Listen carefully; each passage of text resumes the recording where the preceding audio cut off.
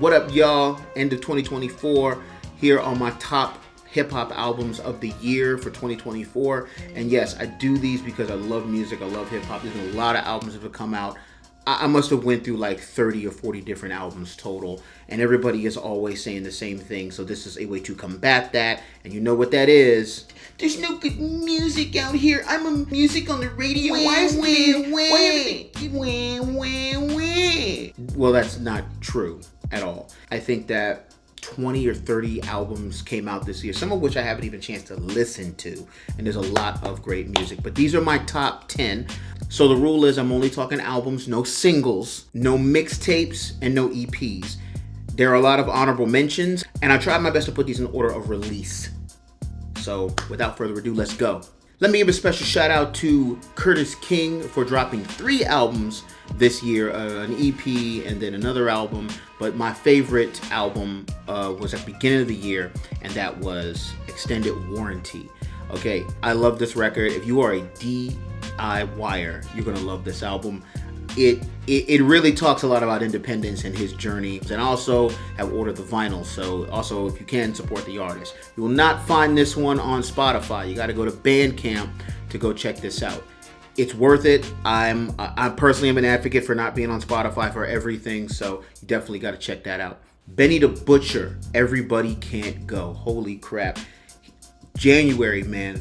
I've always enjoyed Griselda's music. Really excited about this album. I think he got signed to Def Jam. Again, I don't really care about labels and stuff like that. You can be independent, whatever, but I just like the music. The music was freaking dope. The runtime is great on this. It gives you just enough of a range. It's got some great features. Snoop Dogg is on the album. Lil Wayne is on the album. I really enjoy this album. So shout out to you, Benny the Butcher. Rhapsody, Please Don't Cry. Holy crap. I love this album.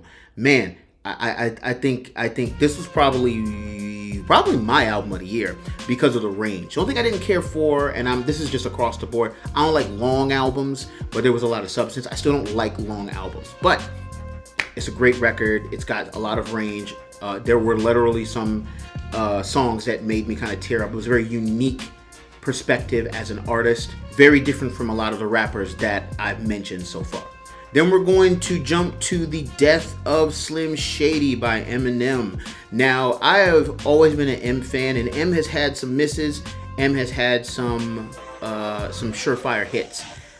His first 3 albums are classics to me. It starts to taper after a while, and there's some in-betweens that are really, really good, and I need to pick up the vinyl for that. I've actually got the vinyl for The Death of Slim Shady. I will say that the bars are incredible. I think my biggest critique with the album is probably the separation between Eminem and Slim Shady.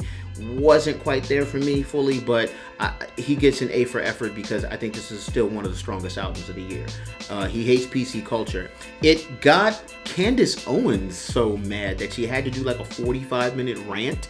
And it's like, oh, I gotcha. Like, I don't understand why Candace Owens would be tripping about that, but she had to, I guess, reply. Whatever. Gotcha. Next on my list is The Auditorium Volume 1, Pete Rock and Common. Man, this is a smooth album, man. You know, if you wanted to get intense at the gym listening to Slim Shady, well, you want to vibe out, this is your vibe album. I didn't know why a combination like this hadn't come sooner. I think Common is crazy with the bars. I think Pete Rock is an incredible producer, always been an incredible producer. And it's also, you know, shout out to the 50 and Over Club for still making just dope music, you know. So if anybody sits there and says nothing new is coming out, nothing's good, shut up. You either are not listening, you need to like and subscribe, or you're just living in the past. And I love music from yesteryear, but there's still great stuff being made. Speaking of yesteryear, out of nowhere, LL Cool J The Force. I did not know I needed to hear an LL Cool J album produced by Q-Tip. Like, that combination I never thought about it, but it works. And these are two vets that are coming together to make a great album. So shout out to LL Cool J, all the features. Shout out to Eminem for killing his verse, and LL holding his own with Eminem. But man, the bars, this guy's pushing 60, man. And it doesn't stop until you want it to stop. He didn't have to come out with this album, but he did. Next on my list, Chromacopia by Tyler the Creator. This is a genre bender, and he, honestly, I think this is. I still like Call Me If You Get Lost a little bit better than this album, but holy smokes, he comes out here just swinging. I love it. I was very excited to listen to this album. I think towards the end, I kind of get lost a little bit, but it's a good bop from beginning to end overall, and so I like a lot of his subject matter, and yeah, definitely a winner. All right, and then the big one, GNX by Kendrick Lamar. So GNX is an incredible Kendrick album. I think it's, we all know what's going on with the Kendrick Lamar Drake beef.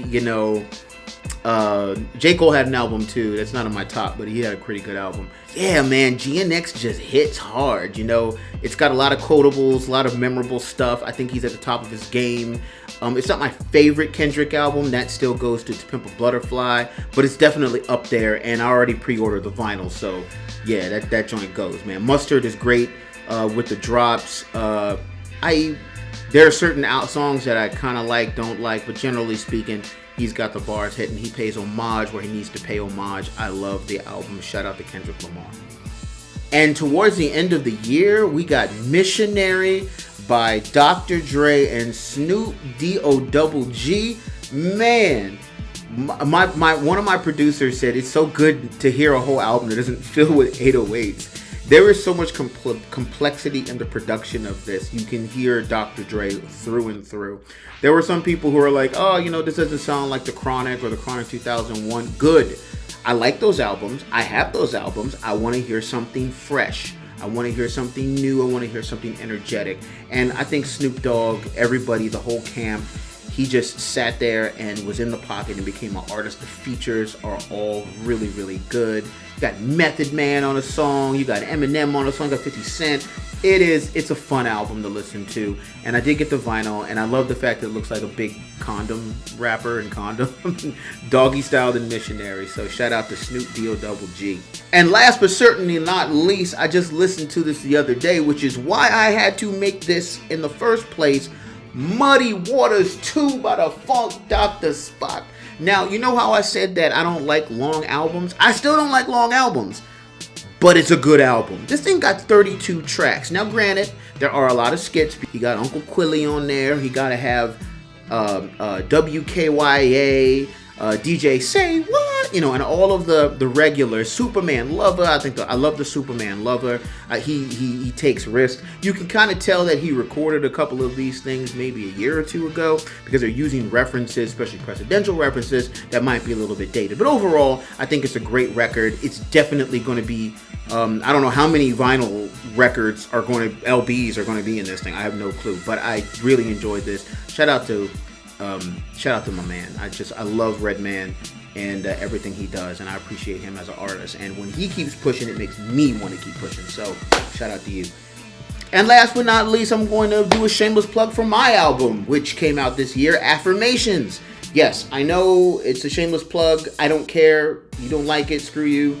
I really enjoyed. I think this is my best work, and I still listen to it. A lot of times artists won't listen to their stuff after it's out in the world, and I do catch myself sometimes listening to the vinyl. Yeah, I enjoy it. And it's the first album I really enjoy from beginning to end. It's the kind of album I listen to, thus I made it. So I have to put myself out there. I think I'm going to do a second video.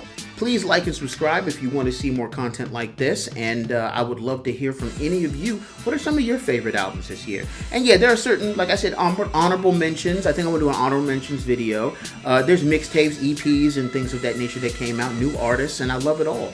But this is really just to remind people that there's a lot of great music out there, and that you need to open your minds, turn the radio off, Google your favorite artists, support on Bandcamp, support directly from their website. You know, yeah, streaming's cool and all whatever, but wouldn't it be great to own the art that is created? So shout out to y'all and Happy New Year. Can't wait until we see what's going on in 2025. Peace.